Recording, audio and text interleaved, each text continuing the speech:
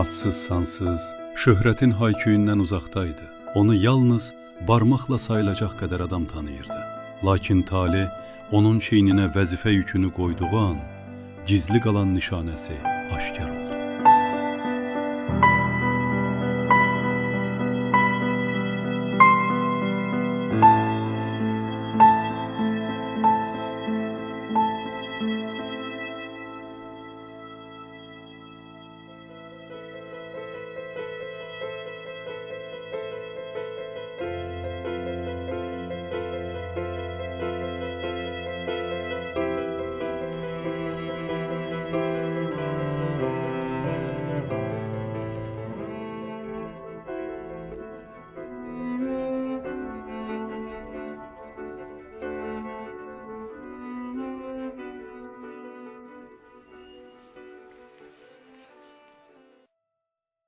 Ayətullah Behçətin gözəl xüsusiyyətlərindən biri də budur ki, o özünü daim Allahın qapısında dilənçi hesab edirdi. Deyirdi, mənim heç nəyim yoxdur, heç bir iddiası yox idi. Onu bu qədər cəlbedici edən şey doğrudan da bu arifin səmimiyyətidir, yəni ixlasıdır. İxlas isə o mənadadır ki, dediyim kimi, o etdiyi heç bir əməli özündən görmürdü.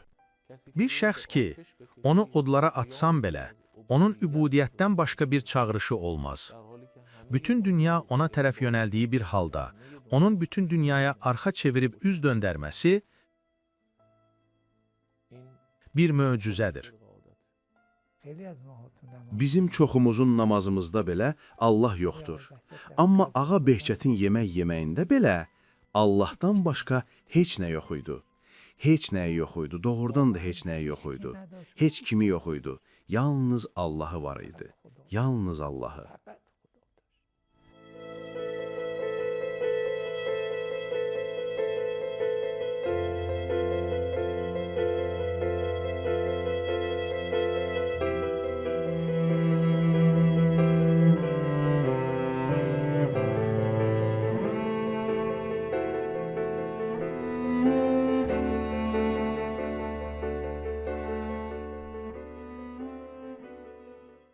İləquma gəldiyi ilk illərdən və hətta Ayətullahül-Üzma Burucerdinin 1340-cı şəmsi ilində vəfatından sonra da o özünün ən mühüm vəzifəsini fiqh və üsul dərsi deməkdə görürdü.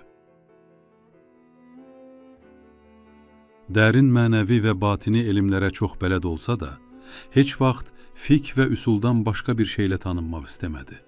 Onun fikrincə, bir ruhani üçün fəaliyyətin əsası və mahiyyəti təhsil və ya şəriət elmini tədris etmək idi. Bir gün mərhum Ayətullah Burucerdi dərsdə buyurdu ki, tələbələr bu sualı çox verdiyinə görə mən burada hamıya cavabını deyirəm. Çox vaxt tələbələr məndən soruşurlar, ağa, biz nə vaxt məqsədə çatacağıq? Bu qədər dərs oxuyuruq, zəhmət çəkirik, bəs nə vaxt yetişəcəyik?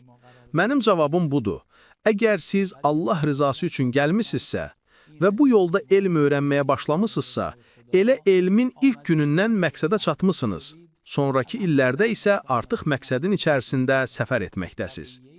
Amma əgər Allah üçün gəlməmisinizsə, 100 ildə qalsanız, oxusanız, zəhmət çəksəniz, heç yerə çatmayacaqsınız. Əslində, mərhum Ayətullah Behçət də elə ilk gündən məqsədə çatmışdı və onun bu halının təsiri ömrünün sonuna qədər qalırdı.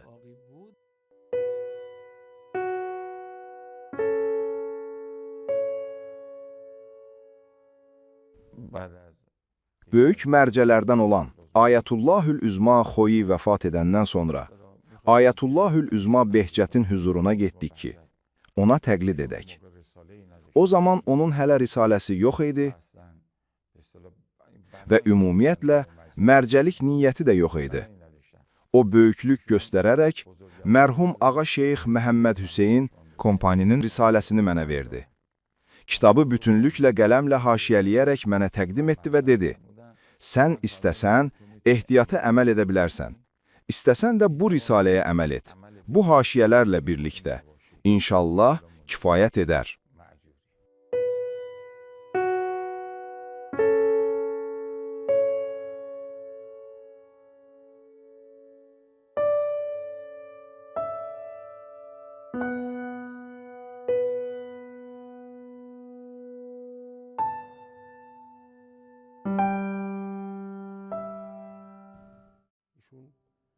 Onun zövq aldığı məsələlərdən biri də mərhum Kumpani və Qərəvi İsfahani barəsində danışmaq və onların mərcəliyi mövzusunda söhbət etmək idi. Və göstərdiyi yol, elə praktik olaraq həyata keçirdiyi iş də Risaləyə dəvət etmək idi. Nələr haramdır, nələr halal. İnsan diqqətli olmalıdır ki, haram olanı etməsin. Halal olanı təbii ki edə bilər, vacib olanı isə mütləq yerinə yetirsin.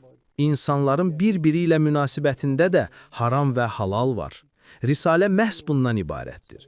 Qısaca desək, təqva ilə bağlı məsələlər Risalədə bu formada əks olunub. Buna görə mərhum Ağa Bəhcət insanların diqqətini əməl etməyə, Risaləyə, fiqhin öyrənilməsinə yönəltməyə çalışırdı. O bu yolu göstərdi. Yəni, bütün bu zəhmətimizin nəticəsi bu oldu ki, məhz Risalənin qapısına gələk və sizi də Risalənin qapısına gətirdi. O, başqa bir yerə aparmadı.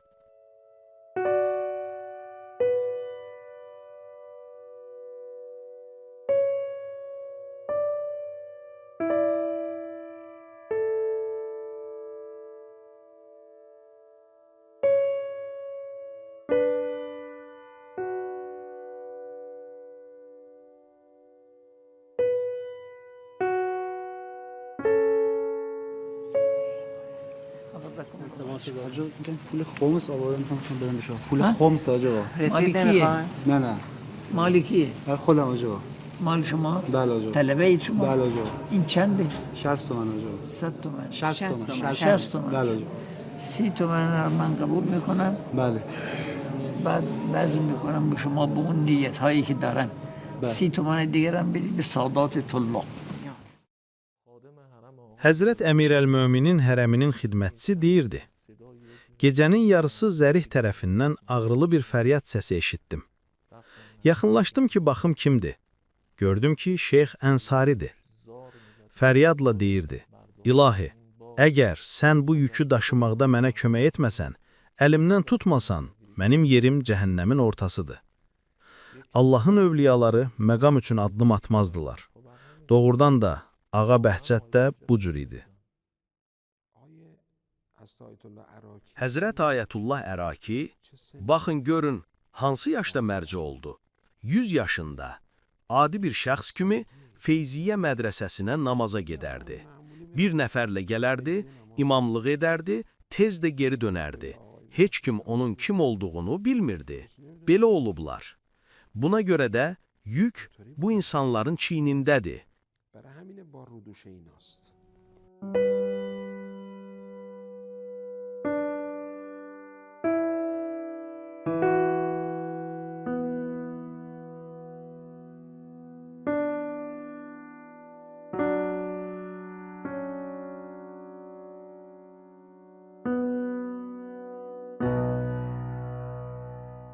Onun risaləsini böyük mərcələr hələ sağ olduğu dövrdə, demək olar ki, hamısı hələ həyatda idilər, mən getdim və ondan aldım. Onun risaləsinə baxsan, çapın keyfiyyəti baxımından həqiqətən qəribə və çox aşağı tərzdə idi. Bu kitabın üzərində imza belə yox idi, sadəcə Əl-Əhqər yazılmışdı. Bəs bu Əl-Əhqər kimdir? Heç bir ad yox idi.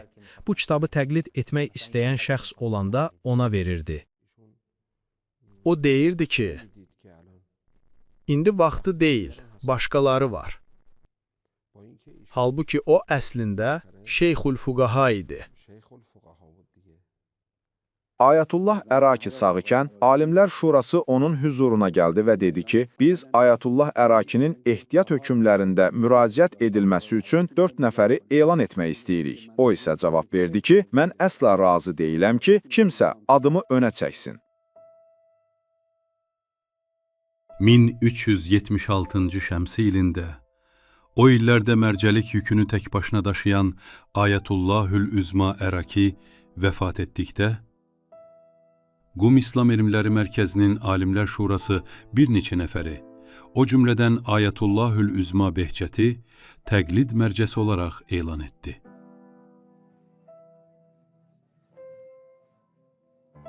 O, bu məsuliyyətdən bir neçə dəfə yayınmağa çalışsa da, görünür başqa bir iradə onu bu məsuliyyəti qəbul etməyə vadar edirdi.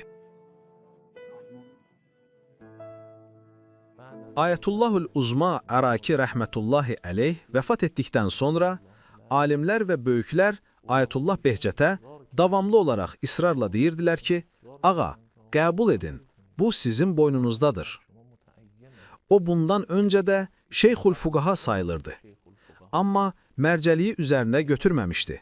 Sonradan isə böyük alimlər çox israr etdikdə o müəyyən şərtlərlə bu məsuliyyəti qəbul etdi.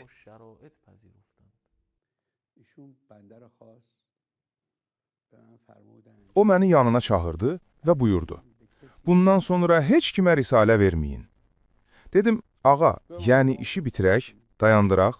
Çünki o mərhum Ayətullah Xoyidən sonra bəzi yaxın adamlarına risalə vermişdi. Dedim, ağa, deməli artıq tamamdır, bitdi.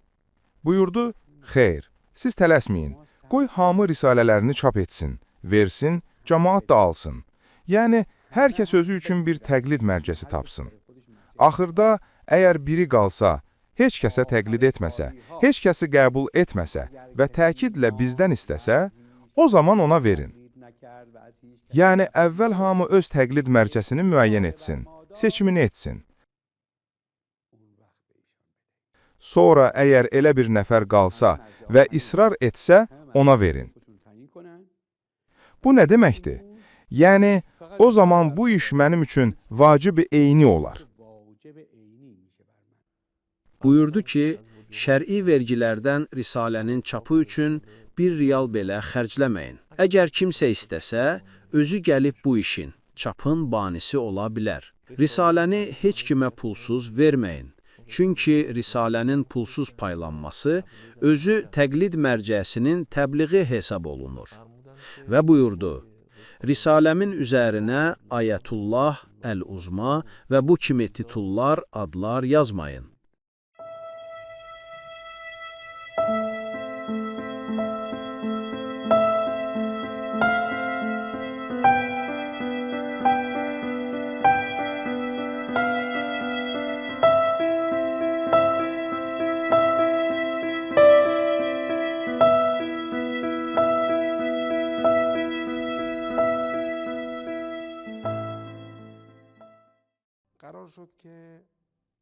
Qərarı alındı ki, ona xəbər verilsin ki, biz bir ofis açmaq, lövhə vurmaq istəyirik. Oğlu ilə bu barədə danışıldı, o dedi, mən cürət edib deyə bilmirəm, çünki bilirəm ki, qəbul etməyəcək. Əgər sən deyə bilsən, buyur, bismillah. Mən də bir qədər hazırlıq gördüm ki, Behçət ağa ilə bu barədə danışım. Dedim, ağa, çox şükür. Risalə də hazırlandı, qəbizlər də çap olundu, möhür də hazırdır. İcazə verin, ofisi də açaq ki, artıq sizin mərciyyətiniz rəsmi olsun. Ağanın birdən halı dəyişdi. Dedi, deməli, siz bu işə hesablanmış şəkildə, planla başlamısınız. Əsəbləşdi, biraz otaqda gəzişdi, qəzəbli bir halda buyurdu. Xeyr, mən bu şeyləri istəmirəm, məqsədim də bu deyildi. Mən dedim, ağa, siz istəsəniz də, istəməsəniz də artıq mərcə sayılırsınız. Bunu gizlətmək mümkün deyil. Gördüm ki, onun üzündə bir ağlamaq halı yarandı, elə bir hal ki, sanki razı deyil, amma talihin belə qərar verdiyini anlayır və müqavimət göstərmək istəmir. Sonra buyurdu, artıq siz necə münasib bilirsinizsə elə edin.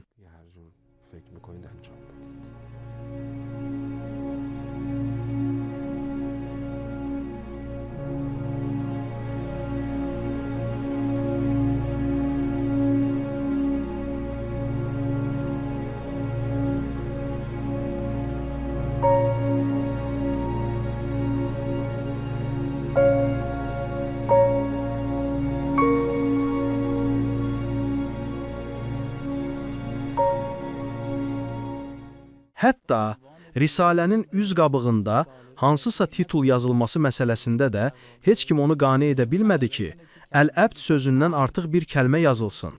Buna görə də onun risaləsinin üzərində sadəcə bu sözlər yazıldı. Əl-Əbd, Məhəmməddəqi, Bəhcət. Belə insanlar adətən ön plana çıxmamağa çalışırlar. Çox vaxt həyatlarını cəmaatdan kənarda, şəxsi və sadə şəkildə keçirirlər. Amma onun bu məsuliyyəti qəbul edib meydana çıxması, cəmaatın tanıması üçün özünü aşkara çıxarması, səbr göstərib mərcəiyyəti idarə etməsi, bütün bunlar onun böyüklüyünü göstərirdi.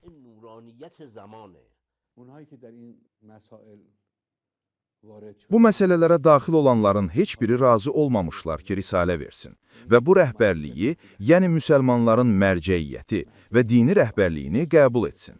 Mənim üçün çox maraqlı idi. Siz necə qəbul etdiniz? Niyə və necə?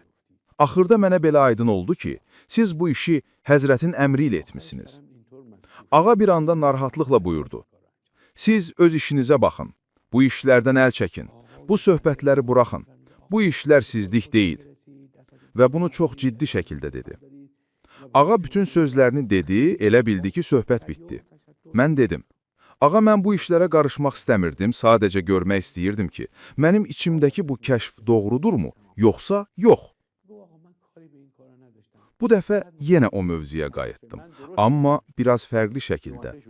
Hacı ağa da bir qədər əvvəlki kimi sərt deyildi, amma yenə buyurdu. Mən sizə dedim, bu işlərə girməyin. Nə bəli deyirəm, nə də xeyir. Siz öz işinizə baxın, bu məsələlərə qarışmayın. Mən də dedim, baş üstə, çox sağ olun, Allah amanında.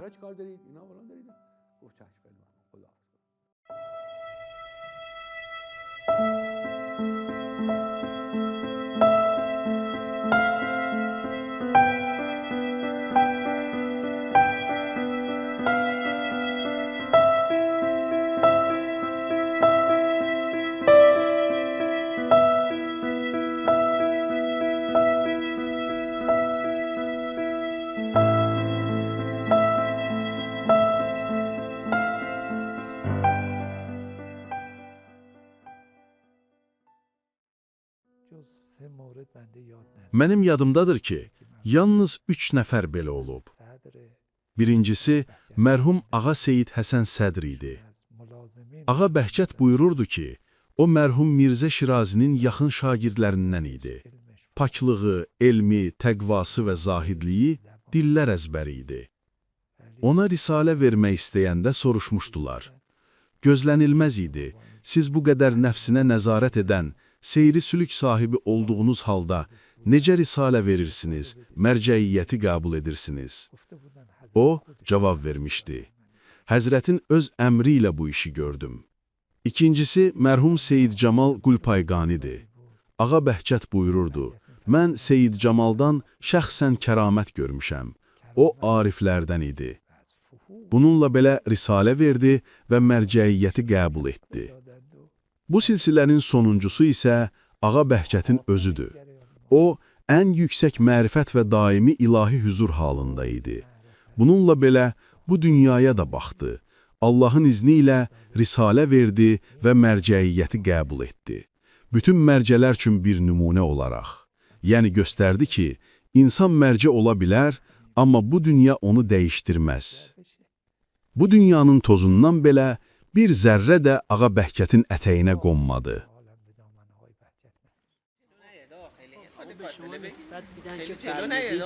ظهور اونقدر نزدیکه که پیرمردها امیدوار باشن. درسته همچین انتصابی به حضرت علی نسبت میدن همچین چیزی فرمودید. ما دیگه نگفتیم که به مردم هم بگوید همین را. ما همین کسی مردی آمد به ما گفت به این که من گفتم من درک میکنم، من خدمتش رسیدم گفتم درک میکنم. گفت که فلانی که از شما پیرمردتره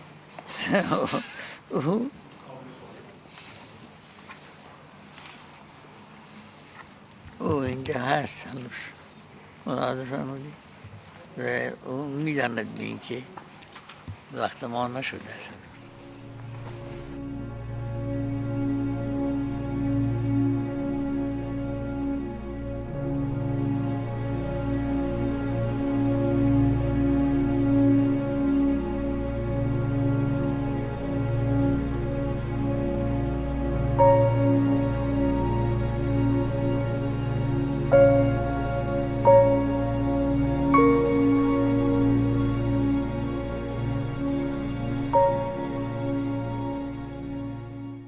O, təkamül və kamilliyin açarını yalnız Allahın bəndəliyində görürdü. Vəssalam.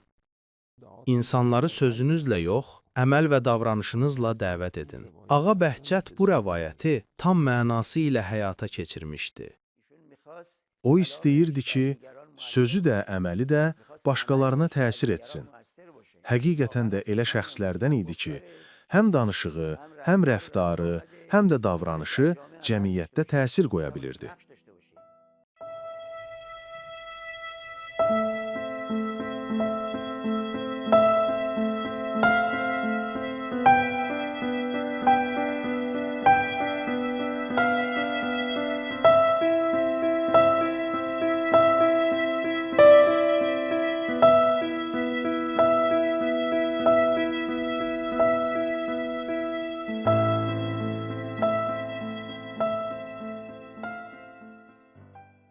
Halbuki onun mərcəiyyətinə dair heç bir xüsusi təbliğat aparılmamışdı.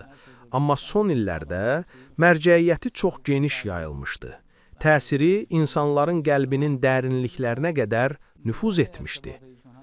Onun müqəllidləri ilə münasibəti də çox fərqli idi. Baxmayaraq ki, ümumiyyətlə mərcə olmaq yüksək bir məqamdır və insanlar mərcəi təqlidlərinə qarşı təbii bir məhəbbət bəsləyirlər. Mərhum Ayətullah Bəhcət barəsində bu məhəbbət tamam fərqli, çox xüsusi bir sevgi idi. Bunu açıq-aşkar görmək olurdu. Az bir şey deyil ki, kimsə dünyanın o başından, uzaq diyar və məhəllələrdən yola düşüb gəlsin, onun namazında iştirak etsin və təkcə bir dəfə onu görməklə doyunca mənəvi qida alsın.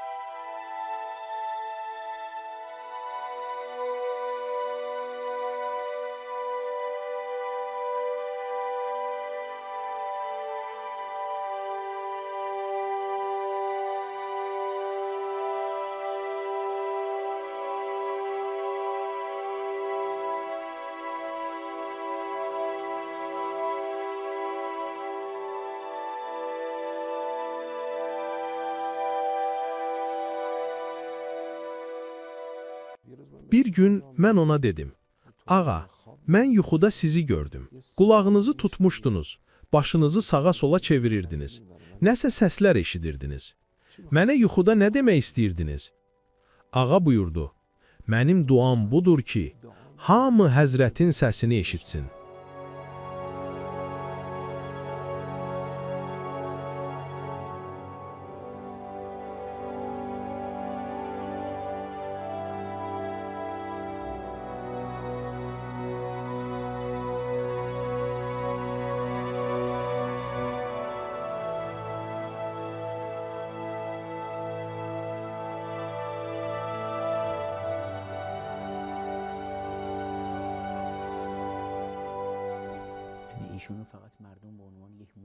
İnsanlar onu təkcə bir müctəhid, yaxud yalnız fiqhi məsələləri öyrədən bir mərzə kimi görmürdülər.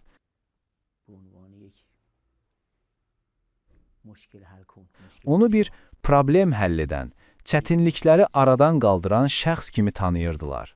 Bu onun şəxsiyyətinin bir yönü idi. Bundan əlavə, insanlar onda elə xüsusiyyətlər görürdülər ki, heç kimsə də onun bənzərini görməmişdilər. Demək olar ki, onda məsumların, imamların bir nümunəsini, əksini müşahidə edirdilər. Elə buna görə də hamı ona vurğun idi.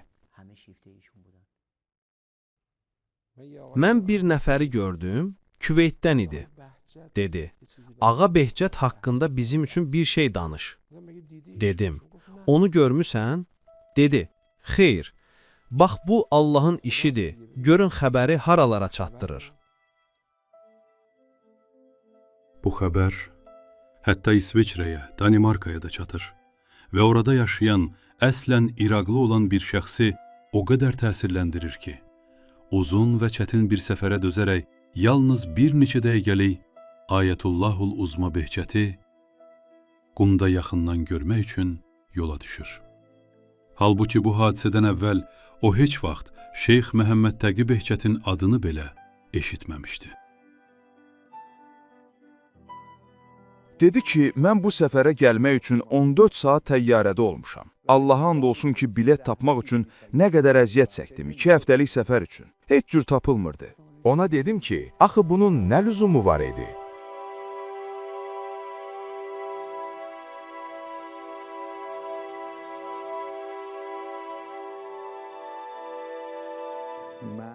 Dedim, mən bunu zəhmətlərlə əldə etmişəm və əldə etdiyim şeydə heç kimin təsiri altına düşməmişəm.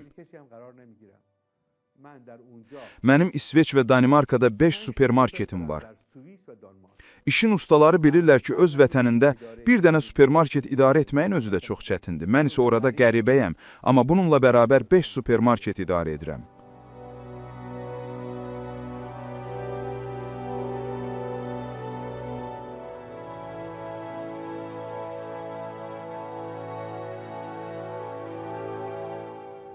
Bir gün düşündüm ki, mənim borcum var, dini borcum, vacib haqq var. Kimə ödəyim? Ödəməyə bir kəs yox idi. İmam Zəmanın hüzuruna təvəssül etdim, istədim ki, özü məni hidayət etsin. Orada heç kim yoxdur, heç kəs tanış deyil. Bir müddət təvəssül etdim, amma cavab gəlmədi. Bir yol açılmadı. Nə edim? Bilmirdim. Bir cümə axşamı idi, yolda idim.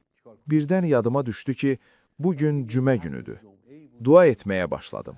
Qəlbimdəki məqsədim İmam Zəman idi. Həzrətə təvəssül etdim. Yadıma düşdü ki, artıq bir neçə aydır təvəssül edirəm, amma cavab gəlmir. Orada, o anda qəhərləndim, ağladım və dedim, ağa, bu sizin malınızdır. Mən sadəcə istəyirəm sizin əmanətinizi sizə çatdırım. Amma burada bu qədər soyuqluq, biganəlik görürəm. Bu küfür diyarında mən nə edim?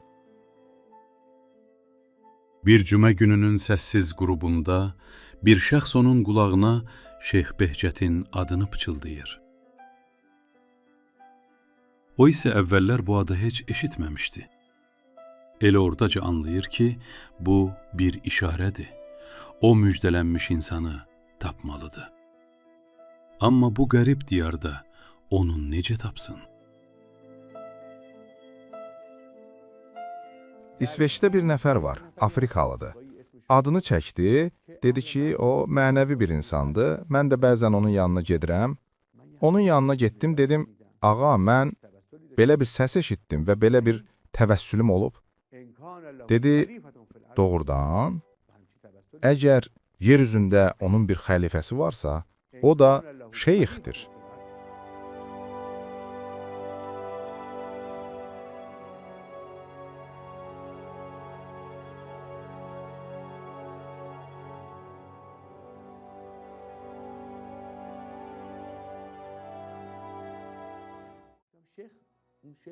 Dedim, şeyx? Hansı şeyx? Haradadır o? Dedi, o şeyx İranda Qum şəhərindədir. Dedim, mənim ora getmək imkanım yoxdur, nə edim? Daha da çətinləşdi məsələ. Dedi, 2 gün mənə möhlət ver, sənin üçün bir yol taparam. 2 gün sonra həmin adam mənə bir şəxsin nömrəsini verdi. Cənab Üveysin nömrəsini və əlavə etdi. Sənin əlini Şeyx Behçətin əlinə verə biləcək yeganə şəxs elə budur.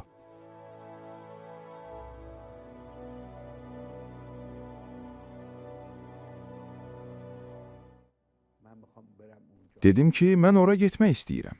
Elə ki, bilet aldım, o dedi, bax, getdiyin yer başqa yerlərə bənzəmir. Bu nömrəsini verdiyim şəxs şəriət məsələlərinə baxır. Amma arif, irfan əhli deyil. Bunu bil. Amma o, Ağa Behçətin yanına gedəndə, orada başqa cürdür. Sənə nə şəkil çəkməyə icazə verəcək, nə əlini öpməyə, hətta danışmaq da çox az mümkündür. Bir neçə kəlmədən artıq danışmaz. Bunu bil və diqqətli ol.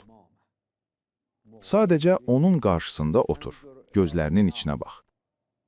Əgər baxışından sənə bir şey verdisə, verdi. Əgər vermədisə, boş yerə cəhd eləmə. Faydası yoxdur.